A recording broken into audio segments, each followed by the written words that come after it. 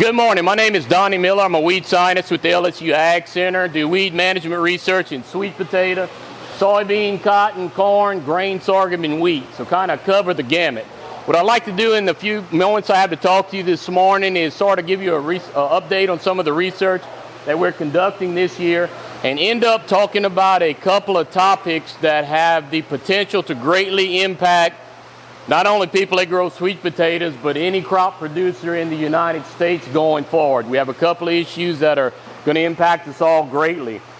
Talking about the research we have going on, about 4 or 5 years ago, I had a grad student that had a project that was funded by the USDA looking at the potential impact of dicamba and 2,4-D when drifted onto sweet potato. At that time, the Roundup extend crops, which allowed you to put dicamba over the top, soybean and cotton were coming out, and the enlist crops, which allowed you to put Roundup and glyphosate and 2,4-D over the top, were coming out as well. Obviously, both of these materials are older materials introduced in the 60s, have great activity on morning glory. So obviously, we wanted to see what kind of impact we had. There wasn't a lot of data out there that would see what kind of impact they would have, and obviously, we'd have some sweet potato fields grown in close proximity to these cotton and soybean fields. And you had some producers which grew all the crops. So you had the potential of having some equipment issues, some carryover issues in your spray equipment from one crop over to the other. Just kind of briefly talk about what we found.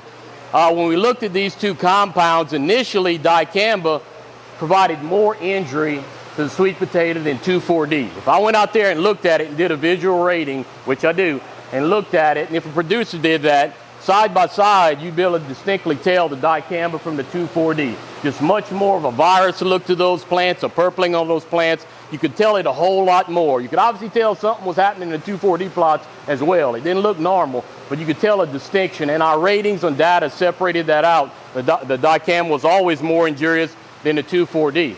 When it came at the end of the year and we started digging those potatoes and looking at yield, there was no difference between those two.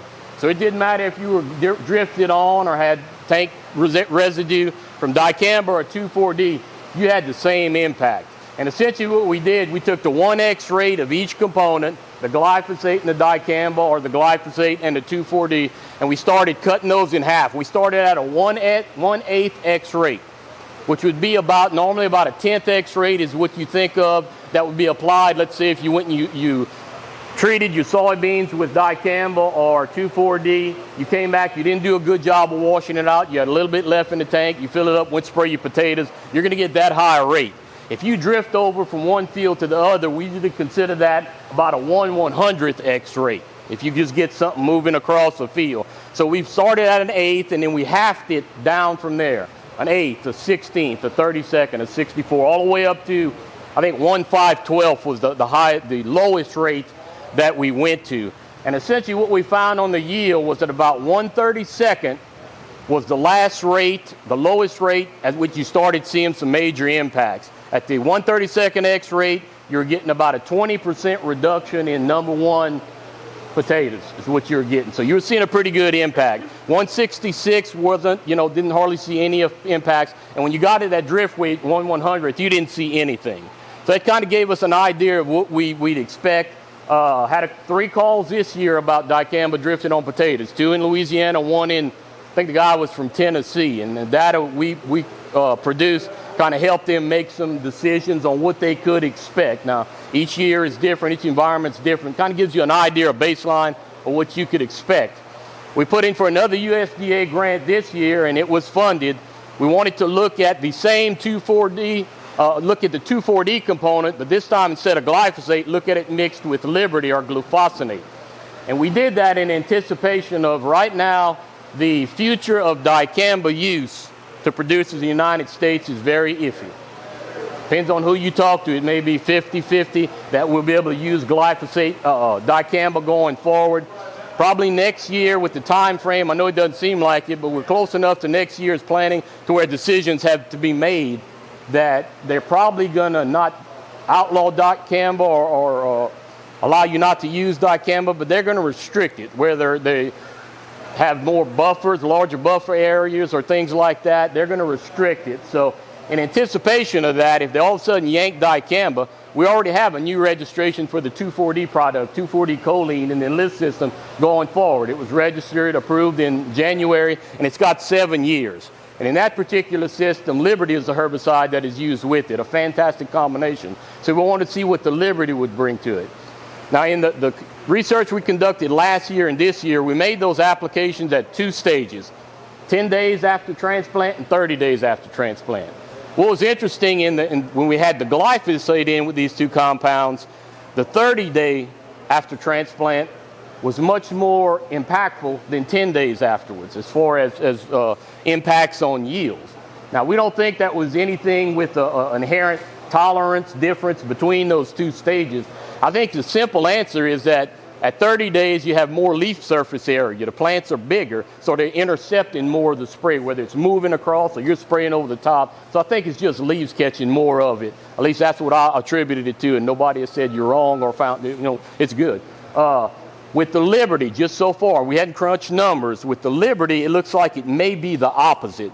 If you look at how these 2 chemicals control weeds, the glyphosate is very slow to act. You put glyphosate out, Roundup, any of you put it out on a fence, you put it out on the crop, very slow. About 7 to 10 days, you start seeing symptoms, and it's going to hammer about 28 days and start killing things, so it takes a while.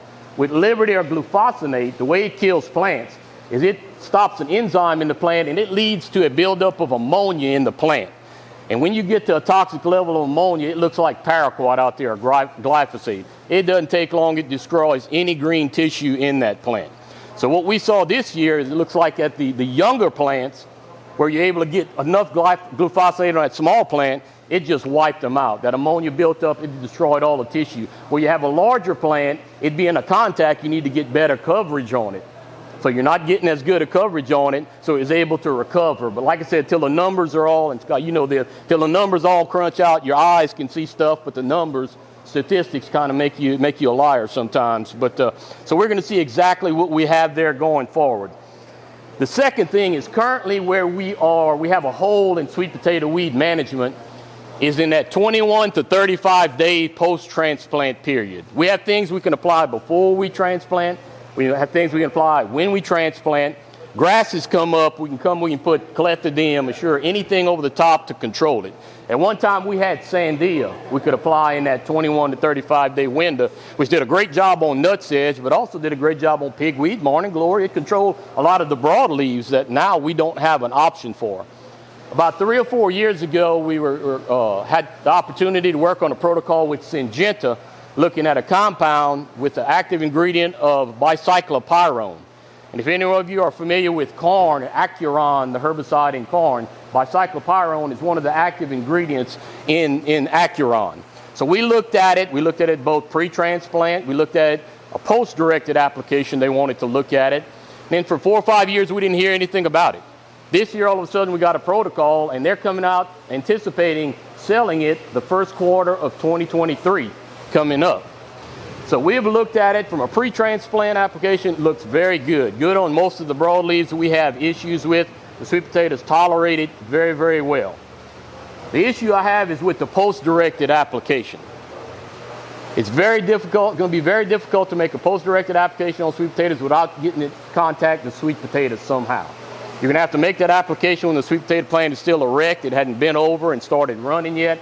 I've tried to make the application with, just a hand boom, with a hand, my little Cajun feet were moving fast, trying to keep it off, and you can't. You're going to get some on it. So unless you have a specialized equipment, old fender sprayers to where you can keep it off, it's going to be very difficult. 4 years ago when we looked at it, we did get, it's a bleacher. It's a HPPD, that's just a fancy term of the material it is. But it bleaches, pretty much like when you put Command. When Command will get on a weed that's already grown, it'll turn it white. You see that whitening on it. It's exactly what this compound does. And any sweet potato tissue it touches, it's going to turn it white. Now, 4 years ago, it grew out of it, no problem.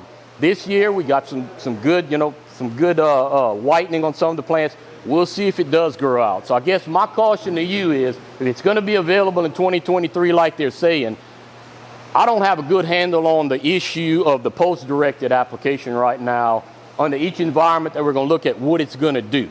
from a weed control standpoint, it's going to be very good. It's going to give us an option. But I don't have for the pre-plant application. It's fine. I think it'll be good. But it's something I want to look at going forward. So I just caution you that I'm not I can't definitely say to you right now from a post direct, you get it on it, boom, you're good to go. I can't say it's going to be Optogen, Optogen, Optogen is what it's going to be. That's what they're going to sell it as. Don't know what it's going to cost. Obviously, it's a specialty crop, so it's going to be a hell of a lot more than Acuron, I'm pretty sure. So we're going to see. But right now, I just caution you, if you're going to use it, if you want to get it, try it on a little bit. We'll see what the numbers show this year and obviously repeat it next year. And I want to get a better feel on some of the sweet potato weeds that we have issues with. So that's just a couple of things that we're looking at from a research standpoint. Obviously, we're looking at a couple other things, but I have 15 minutes to talk. So I'd like to spend the rest of the talk talking about some things that have the potential to impact not only sweet potato growers, but growers of any crop in the United States. As pesticides come up for either re-registration or new registration, the EPA has vowed to make that process much more stringent. So any older product that comes up for re-registration or a new product that comes up for initial registration is going to have to undergo much more rigorous scrutiny than materials have in the past, with the Endangered Species Act in mind, and also health concerns, carcinogenic, cancer-causing concerns as well.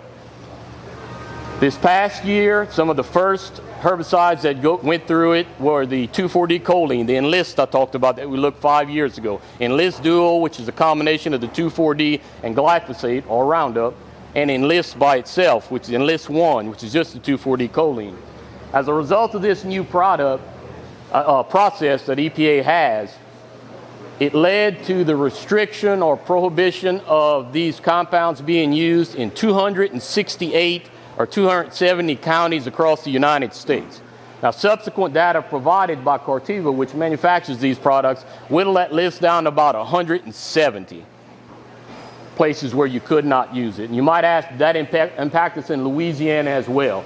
Yes, it did. We have one parish in Louisiana, Natchitoches Parish, where you cannot apply Enlist Duo herbicide. That's the glyphosate plus the 2,4-D.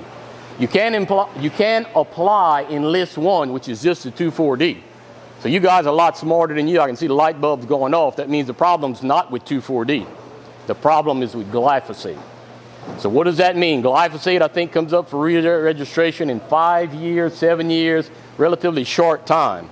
So I'm sure, there's a million manufacturers of glyphosate. They're going to be putting a bunch of data, God knows how much data together, to try to stave this off. But what it says right now is that EPA has an issue with glyphosate. And it's going to have to be resolved by data that companies are going to have forward. 2-3 years ago, all of a sudden in June, the court struck down the use of dicamba. All of a sudden, we couldn't use dicamba. One day, we went from being able to use it and extend crops to not. The agriculture world went crazy for 2 days. Just think if all of a sudden they came out and EPA said you can't use glyphosate anymore. We're Roundup and Roundup Ready systems. We have built all our agronomic cropping systems, for the most part, around the use of glyphosate. It's going to make the dicamba thing look like child's play. Okay? Right now, we have two older herbicides, Cotoran, which is fluometron, or Direx, which is diuron in cotton, that are older materials that are coming up for re-registration. As a result of this new process, Direx, 98% of the uses are gone. We won't be able to use it in Louisiana for cotton at all. And the problem with these two are carcinogenic, cancer-causing problems. The Cotoran, they're going to limit its use on a certain soil type, which will knock out probably 25 to 30% of the places we can use it in Louisiana. And the rates are going to be lower. So we're going to have some old standbys that work well. And all these old chemicals work well. I mean, they work fantastic. We're not going to be able to use. Now, in a crop like cotton, we have options. Soybean, we have options. Start looking at all the things we have in all these other crops. We have dozens of things we can use. When you start looking at tank mixes, that just amplifies. We've got 30 things we can use. What do we have in sweet potato? You take the grass herbicides, which are all the same thing around, you have 4. Let's say Command. Let's say Command comes up for re-registration and say, nope, water-soluble, groundwater issues, cancer, can't use Command anymore. What you can use in sweet potato? You have to use Dual. Everybody's scared to use Dual at planting because of the issue of any root, with heavy rainfall. Let's say Dual comes up and they say, nope. You take out Dual and Command, how are you going to control weeds in sweet potato? Anybody got an idea? Nope. Absolutely, absolutely. And you have issues of the most invasive weed to sweet potato and other crops. $15 soybeans and $8 corn and things like that. That's going to be the problem. So that's something we need to keep an eye on going forward. The second thing that I just wanted to bring to your attention, it's not specifically from sweet potato. I know most of you have noticed over the last 3 years we'd have an explosion of Italian ryegrass in Louisiana, either in pastures. On the two years ago, or 2020, if you went down the road right here, there was ryegrass all in the medians, on field edges, just exploded. Last year wasn't quite as bad, but we had plenty. So it's a problem we have going forward, a winter weed Italian ryegrass. We've almost run out of over-the-top options we can use to control it. Mother Nature is a dude. We have glyphosate resistance, we have ALS resistance, we have resistance to clethodim, select, things like that to control it. So the only thing we have currently right now that we can control it with is paraquat. You apply paraquat, does a good job. Well, Dr. Al Ogeron this year has confirmed that we have a population of ryegrass in St. Gabriel, in White Castle, in South Louisiana, in Bunkie, which is not too far from here, a 2-hour car ride, that took 6 gallons per acre of paraquat to get 90% control. So just a stupid amount of resistance. Dr. Charlie Cahoon in North Carolina, to get 90% control, is having to put out 1,024 ounces. So it's taken hold big time right now in ryegrass. Once we get resistance to paraquat, gramoxone, we don't hardly have anything, if anything, over the top we can consistently say that we can use. Right now, the thing that's working is in the fall of the year, applying residual herbicides, things like Zidua, things like metribuzin, things like Dual, metolachlor, in the fall of the year, do a good job. We're also conducting research where we're looking at cover crops. Cereal rye provides tremendous biomass, does a good job of competing with ryegrass and keeping it coming up. We're trying to marry those two technologies. Planting your cover crop, letting it come up to 2 to 3 leaf, putting Dual or Zidua over the top of it. That way you have the herbicide and you have the cover crop to keep it down. That seems to be the way that we're going to have to go. So those are two things to, like I said, keep in mind, the resistance issue, but definitely the re-registration issue, because that has the potential to just impact us big time in sweet potato. So that's all I got. Thank you all very much.